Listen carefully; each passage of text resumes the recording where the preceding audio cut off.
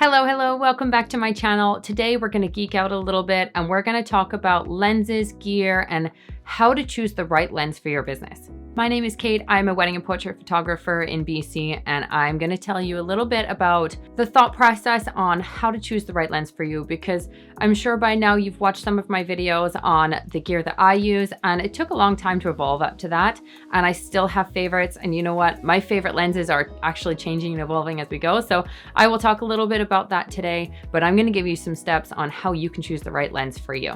One of the biggest things you have to ask yourself is, what are your photography needs? Are you a wedding photographer? Are you a landscape photographer? Are you just going to be doing engagements? Are you going to do pets? I mean, whatever your photography needs are, you need to decide exactly what you're going to be photographing and what your primary source is going to be. I say this because all of these different types of photography are all going to call for very different lenses for very specific needs.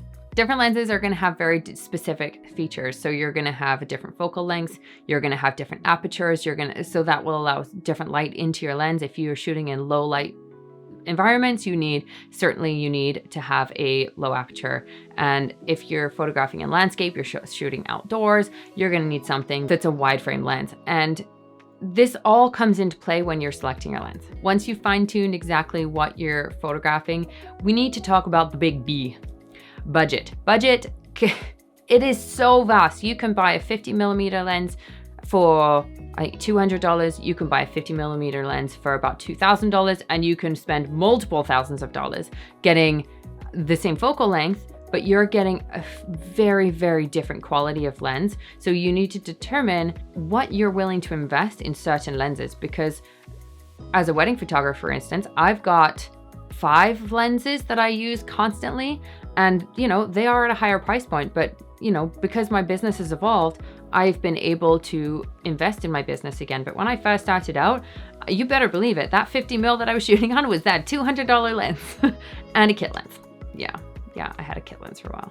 Something that can really help you determine what your budget is for these lenses is really calculating out your cost of business. If you haven't done this, this is something I can go over in another video, but calculating all your expenses for everything is huge to know what you're making in your business to determine what you can actually put out into your business. So that's something that I would recommend to absolutely every photographer, is figure out your cost of business, and that will really help you determine the budget and what you can actually invest back into your gear, for instance. As a photographer, I think there's always a little bit of geek in us, in the sense of wanting to know everything we can about gear. We want to know everything about certain things within our business, and this is the time to really geek out. You want to research. If you've decided that you would like to have a 50mm lens, or you're not really sure if you want maybe an 85mm, or you might want to zoom. They are all so different in so many different ways. You need to spend so many hours, whether it's researching on Google, reading blogs, learning about what people use, why they use it, what they like about it, and also certainly what they don't like about it. You want to watch YouTube videos. You want to chat with those people, all your photographers that you've networked with over the last however many months or years it might be. Don't be afraid to ask them. If they don't want to say something, they won't. But as a photographer, we love talking about gear.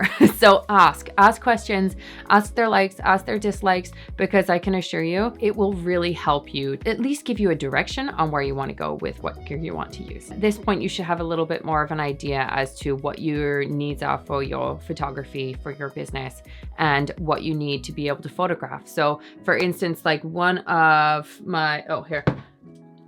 my new most favorite lenses. I was very much on the fence about this when I first got it, because I was having some issues with it, but I changed some settings in the camera. Thank goodness for all the viewers that gave me some feedback, because I changed some settings in this camera and it made all the difference.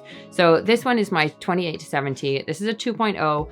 It did cost a much higher price point. Some of the other ones, I think there was a 24-70mm, and it was 2.8 aperture. But for me, with photographing weddings, I needed to have something that was as best in low light situations as possible. So I had to go to the slightly higher price point to be able to get that lower aperture. And then I've also got I've got a 50mm 1.2 and 85mm 1.2, and those so huge in low light situations. Because I do photograph a lot of weddings, I want to keep the evening and the reception as natural as possible. As soon as you throw that flash in, doesn't matter how good and great your flash is, you are changing the ambiance. You're changing the mood. You're not capturing it quite in the same essence. So having those low light capabilities was absolutely something that I was not going to give up on. I do also have the 35mm, the 1.8. It was only about a $600 lens, but because I switched over from Nikon to the Canon mirrorless, I didn't want to go backwards and get the EF lens for the DSLR Canon, because we keep being promised that this Canon, the 35mm, the 1.2 is coming out, but we've been told this for years, and I'm just not holding my breath anymore. I have no idea when it's gonna get released. So I don't pick up the 35mm as much as I would typically pick up a quality 35mm, because it just doesn't suit my business anymore. I can't get as much out of it. I feel like I'm losing a little bit of the clarity and the crispness and the sharpness, because when I compare my 35mm to my 50mm, there is certainly a difference. And you know what, thinking of it, I will put a video together comparing my lenses for you at some point, if that would be helpful, comparing the 50, 85, 35mm to my zoom lens, because the zoom lens is honestly kind of taking over a little bit, but your gear will evolve over time, and your likes and dislikes and your needs will change as well. So knowing your specs, understanding your requirements, that will all really help you, and certainly throw your budget in there, and that can really dictate things for you too. Something that I would really recommend you can do, if it's possible for you, depending on where you live, what your sources are, is try and get your hands on the lens. It doesn't necessarily have to be a photographer. There's shops that you can rent these lenses from. Sometimes you can borrow them. If you can get your hands on a lens and try it, it can be an instant love-hate relationship. You may love it, you may hate it. At the very beginning, when I first tried a zoom lens a few years ago, I really didn't like it because I felt I wasn't as creative with it. I wasn't using my feet. I was relying on that zoom to create variety, and I wasn't getting the variety that I really needed. Whereas now I've built up my skills with my prime lenses, and I've really, like, my feet run, like I build my steps up, I get so many different angles, and I love that. But now, because I've gotten the habit of that, and now I throw in my zoom lens, and I'm still wrapping nuts around people and they're like, are you getting dizzy? But it gives me the variety, and I really like the difference in the variety that I get with my prime lenses versus my zoom lens. And I honestly use all of them all the time. So do your research, ask questions, try to get your hands on them, and it will help you make those decisions for yourself, for your business, your needs, and what it is that you're photographing. One thing that I like to suggest that you remember is when you invest in a lens, it's a long-term commitment. You're in a long-term relationship with this lens or with this camera, because you're not going to buy and sell constantly. You're going to lose money. Yes, they hold a little bit of value, but they're never going to be the same price point as when you first purchased them. So commit to it. It can be a scary thing, but know you're making that right decision and you're committing to your business. If you found this video helpful and it gave you a little bit of insight as to how to choose those right lenses for you, I would love it if you hit a like button and you subscribe to my channel. You are going to see so many new videos coming at you, and it's going to have so much more value and tips and tricks and everything to help up-level your business.